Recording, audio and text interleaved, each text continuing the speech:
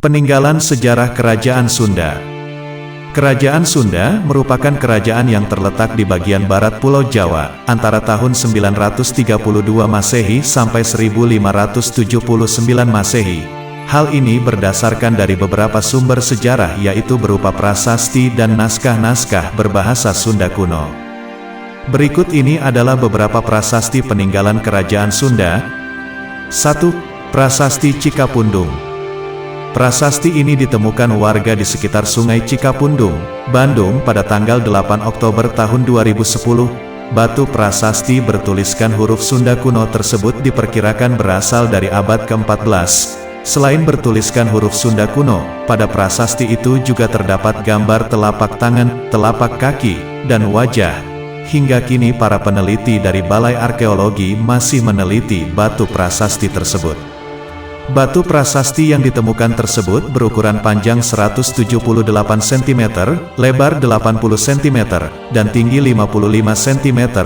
Pada prasasti itu terdapat gambar telapak tangan, telapak kaki, wajah, dan dua baris huruf Sunda kuno bertuliskan, Unggal Jagat Jalma Hendap, yang artinya semua manusia di dunia akan mengalami sesuatu.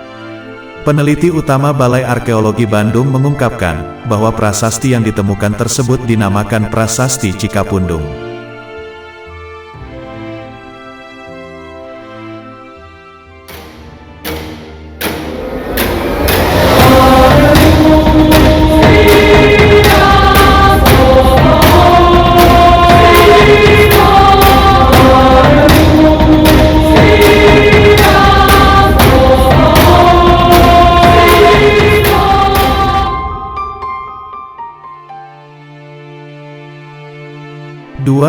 Prasasti Pasir Datar. Prasasti Pasir Datar ditemukan di perkebunan kopi di Pasir Datar, Cisande, Sukabumi pada tahun 1872. Prasasti ini sekarang disimpan di Museum Nasional Jakarta. Prasasti yang terbuat dari batu ala ini hingga kini belum ditranskripsi sehingga belum diketahui isinya. 3. Prasasti Huludayeh. Prasasti Huludayeh berada di tengah persawahan di Kampung Huludayeh, Desa Cikalahang, Kecamatan Sumber, dan setelah pemekaran Wilayang menjadi Kecamatan Duku Puntang, Cirebon. Penemuan prasasti Huludayeh telah lama diketahui oleh penduduk setempat, namun di kalangan para ahli sejarah dan arkeologi baru diketahui pada bulan September tahun 1991. Prasasti ini diumumkan di media cetak, yaitu pada tanggal 11 September tahun 1991. Isi prasasti Huludayeh berisi 11 baris tulisan beraksara dan berbahasa Sunda kuno, tetapi sayang batu prasasti ketika ditemukan sudah tidak utuh lagi, karena beberapa batunya pecah sehingga aksaranya turut hilang. Begitupun permukaan batu juga telah sangat rusak dan tulisannya banyak yang terkikis, sehingga sebagian besar isinya tidak dapat diketahui. Fragmen prasasti tersebut secara garis besar mengemukakan tentang Sri Maharaja Ratu Haji Dipakuan, sang Ratu Dewata yang bertalian dengan usaha-usaha memakmurkan negerinya. 4. Prasasti Perjanjian Sunda Portugis. Prasasti Perjanjian Sunda Portugis adalah sebuah prasasti berbentuk tugu batu yang ditemukan pada tahun 1918 Masehi di Jakarta. Prasasti ini menandai perjanjian Kerajaan Sunda dan Kerajaan Portugal yang dibuat oleh utusan dagang Portugis dari Malaka, yang dipimpin Enrique Leme dan membawa barang-barang untuk Raja Samian.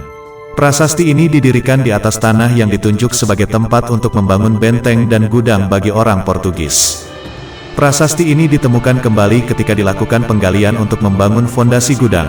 Prasasti tersebut sekarang disimpan di Museum Nasional Republik Indonesia, sementara sebuah replikanya dipamerkan di Museum Sejarah Jakarta.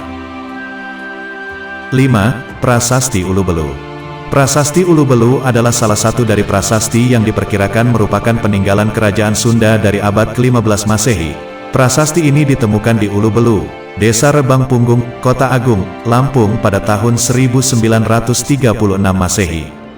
Meskipun ditemukan di daerah Lampung, ada sejarawan yang menganggap aksara yang digunakan dalam prasasti ini adalah aksara Sunda kuno, sehingga prasasti ini sering dianggap sebagai peninggalan Kerajaan Sunda. Anggapan sejarawan tersebut didukung oleh kenyataan bahwa wilayah Kerajaan Sunda mencakup juga wilayah Lampung. Setelah kerajaan Sunda diruntuhkan oleh Kesultanan Banten, maka kekuasaan atas wilayah selatan Sumatera dilanjutkan oleh Kesultanan Banten. Isi prasasti tersebut berupa mantra permintaan tolong kepada para dewa-dewa utama, yaitu Batara Guru, Siwa, Dewa Brahma, dan Dewa Wisnu, serta selain itu juga kepada dewa penguasa air, tanah, dan pohon agar menjaga keselamatan dari semua musuh. 6. Prasasti Kebon Kopi II. Prasasti Kebon Kopi II atau Prasasti Pasir Muara, peninggalan Kerajaan Sunda Galuh ini ditemukan tidak jauh dari Prasasti Kebon Kopi I, yang merupakan peninggalan Kerajaan Tarumanegara dan dinamakan demikian untuk membedakan dari prasasti pertama. Namun sayang sekali, prasasti ini sudah hilang dicuri sekitar tahun 1940-an. Para peneliti yang sempat mempelajarinya, menuliskan bahwa prasasti ini ditulis dalam bahasa Melayu kuno, menyatakan seorang Raja Sunda menduduki kembali tahtanya, dan menafsirkan angka tahun peristiwa ini sekitar tahun 932 Masehi. Prasasti Kebon Kopi II ditemukan di Kampung Pasir Muara, Desa Ciaruten Ilir, Cibung Bulang, Bogor, Kabupaten Bogor, Jawa Barat, pada abad ke-19 Masehi, ketika dilakukan penebangan hutan untuk lahan perkebunan kopi. Prasasti ini terletak kira-kira 1 km dari batu prasasti Kebon Kopi II yang dinamakan Prasasti Tapak Gajah. 7. Situs Karangkamulyan adalah sebuah situs yang terletak di Desa Karangkamulyan, Ciamis, Jawa Barat. Situs ini merupakan peninggalan dari zaman Kerajaan Galuh yang bercorak Hindu-Buddha.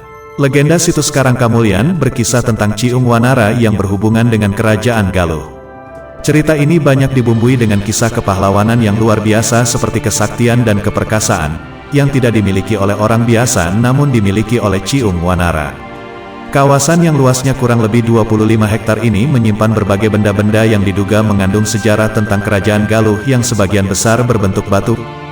Batu-batu ini letaknya tidaklah berdekatan tetapi menyebar dengan bentuknya yang berbeda-beda. Batu-batu ini berada di dalam sebuah bangunan yang strukturnya terbuat dari tumpukan batu yang bentuknya hampir sama. Struktur bangunan ini memiliki sebuah pintu sehingga menyerupai sebuah kamar. Batu-batu yang ada di dalam struktur bangunan ini memiliki nama dan menyimpan kisahnya sendiri. Begitu pula di beberapa lokasi lain yang berada di luar struktur batu. Masing-masing nama tersebut merupakan pemberian dari masyarakat yang dihubungkan dengan kisah atau mitos tentang Kerajaan Galuh, seperti pancalikan atau tempat duduk, lambang peribadatan, tempat melahirkan, tempat sabung ayam dan cikahuripan. Dengan segala kerendahan hati, jika ada perbedaan versi mohon dimaafkan, baiknya ini dijadikan bahan rujukan sehingga kita bisa mengambil hikmah dari kisah ini. Semoga informasi ini bermanfaat untuk kita semua.